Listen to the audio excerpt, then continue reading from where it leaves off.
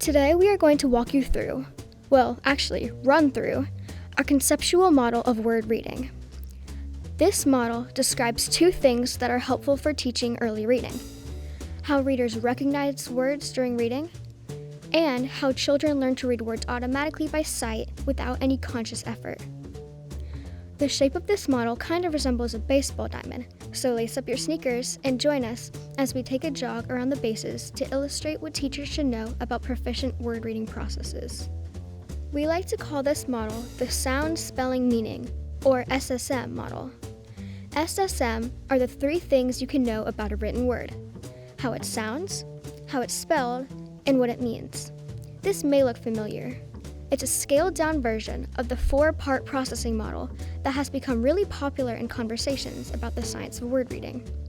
We say it's scaled down because, over several years of talking to teachers about word reading processes, we've consolidated a model that really gets to the heart of what teachers need to know. Let's start by thinking of first, second, and third bases as the vertices of a triangle. This is the triangle of information stored in the reader's memory for every word they can read. They know the phonology, or the sound of the word. They know the orthography, or spelling of the word. And they know the possible meanings of the word. Some words are known better than others, but if the reader can read it, the word is mapped in their memory with information in these 3 categories: sound, spelling, and meaning. So imagine a reader gets the word spelled with the letters B-A-T. His eyes look at and process that string of letters. If this is a word the reader already has stored in his sight word bank, in other words, he has seen it enough that his triangle of information is super developed for the word, then those letters in that order will automatically activate his orthographic knowledge of the spelling of the word bat, and the whole triangle for the word will be activated. He will know how to pronounce it and its possible meanings, and yay! The reader will read the word as bat in what seems like an instant. For you, as adult readers who have tightly formed triangles for tens of thousands of words, this is how word reading happens for nearly every word you see in print. On the other hand, imagine a reader who has not seen this word a lot in print and it's not already in her sight word bank. She will take a different path to activating the triangle and recognizing the word. This path is effortful, or not as automatic, and involves phonic decoding. The reader uses her knowledge of letter-sound correspondences to say and blend the sounds, producing a phonological representation of the word, like this: bat.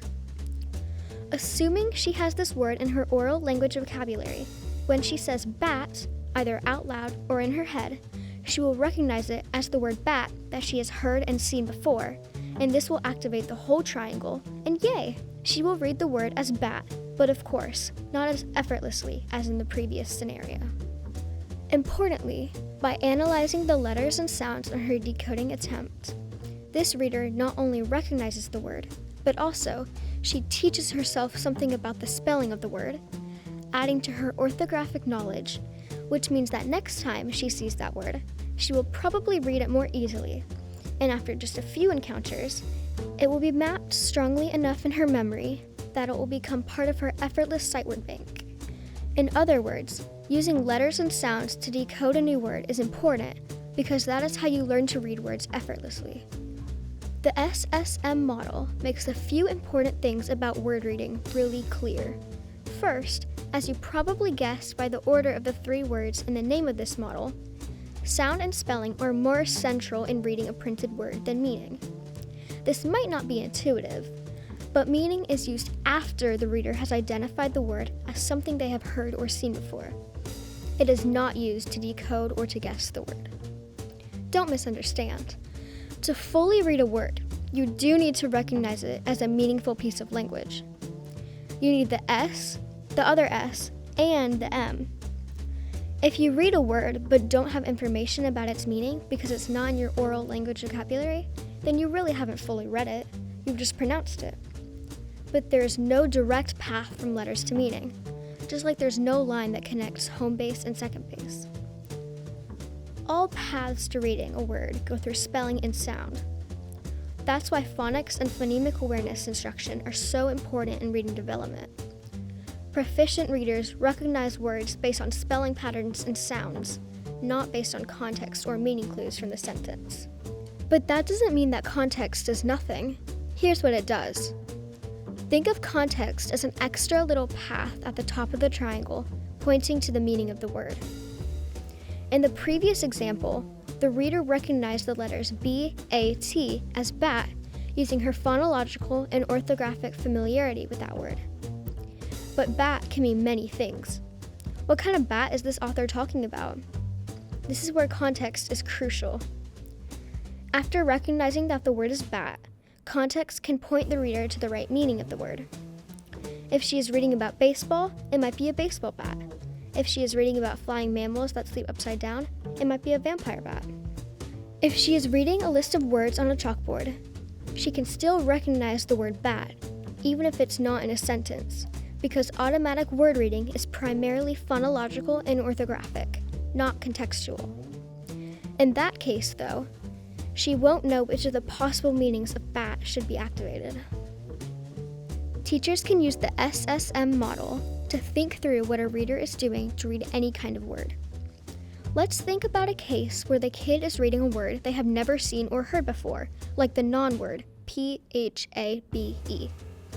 It can't be in their sight word bank because it's not a real word, but readers with strong letter sound proficiency can still recognize it as a logical spelling pretty effortlessly, activating the bottom of the triangle and pronouncing the expected sound of the word with ease.